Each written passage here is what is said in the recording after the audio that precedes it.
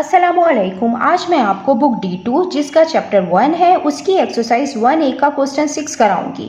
Question 1 to 5 इससे पहले videos में मैं करा चुकी हूँ। ये आपको एक्सरसाइज 1A की प्लेलिस्ट में मिलेंगे, वहां से देखना चाहें तो आप देख सकते हैं। क्वेश्चन 6 हम रीड करते हैं।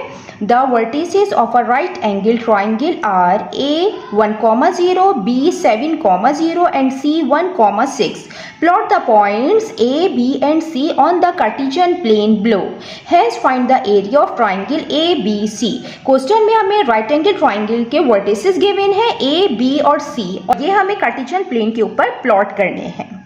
राइट एंगल ट्राइंगल क्या होता है? राइट एंगल ट्राइंगल वो होता है जिसमें एक एंगल 90 डिग्री का हो, उसे हम राइट एंगल ट्राइंगल कहते हैं। ये उसका शेप होता है।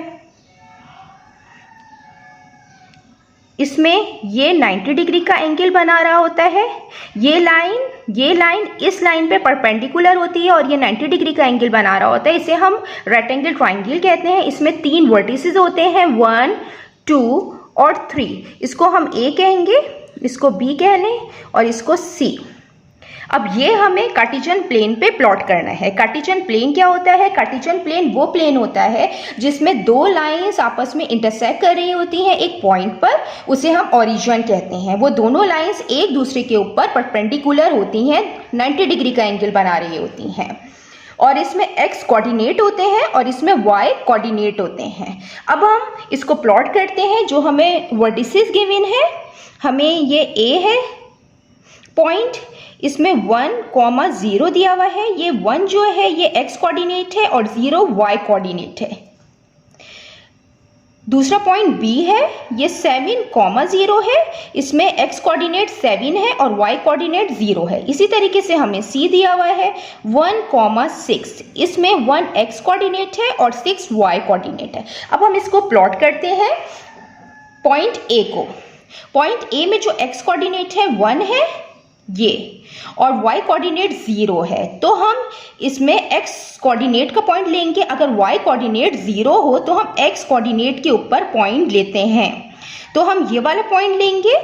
ये हमारा A पॉइंट है, हम यहाँ पे लिख लेते हैं 1,0। अब हम B पॉइंट प्लॉट करते हैं। B पॉइंट है 7,0। इसमें जो x कोऑर्डिनेट है वो 7 है और y कोऑर्डिनेट 0 है। तो हम ये x कोऑर्डिनेट पे जो 7 है हम वो वाला पॉइंट लेंगे क्योंकि y कोऑर्डिनेट 0 है।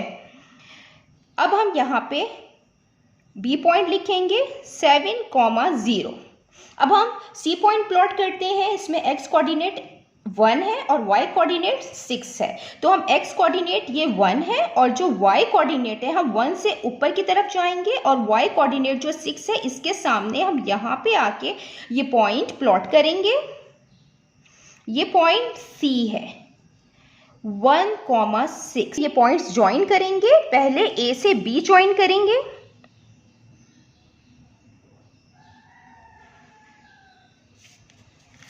अब हम जो है ये A से C को ज्वाइन करते हैं। देन हम B और C ज्वाइन करेंगे। ये जो ज्योमेट्रिकल शेप आया है ये ट्राइंगल बन रहा है, और राइट एंगल ट्राइंगल वो होता है जिसका एंगल जो है एक 90 डिग्री के बराबर हो। उसमें ये एंगल 90 डिग्री के बराबर होगा। अब हमें इसमें एरिया फाइंड करना है।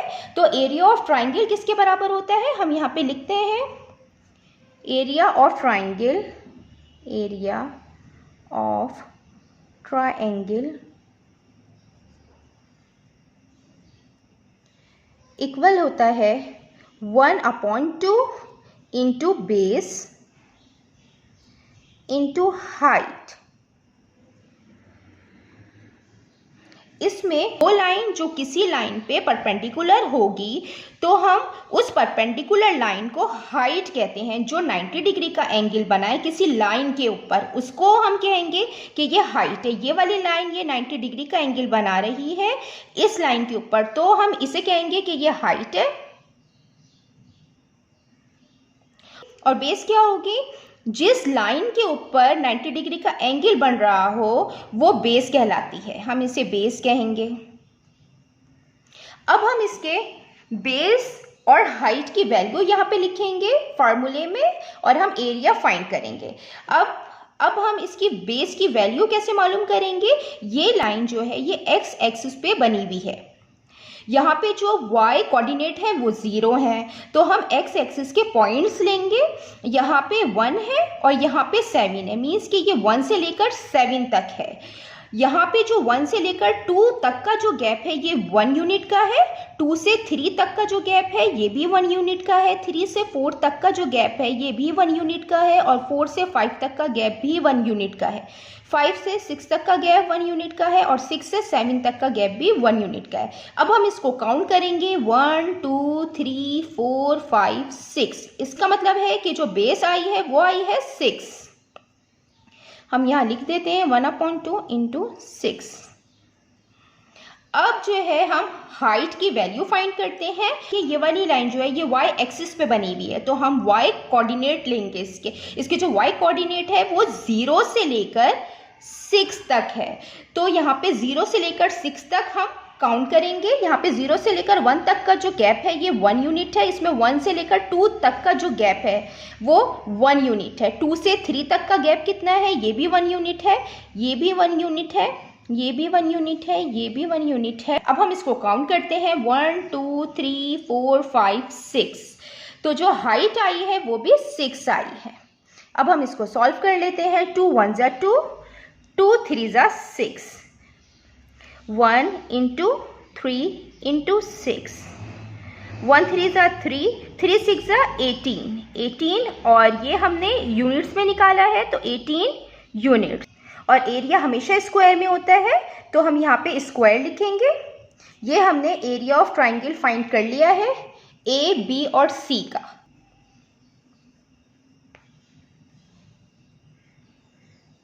ये हमने फाइंड कर लिया है area of triangle A B C, 18 units square. मैंने एक्सप्लेन किया है। अगर इसमें कोई भी क्वेरी है तो आप कमेंट्स में लिखकर मुझसे पूछ सकते हैं। अल्लाह हाफिज़।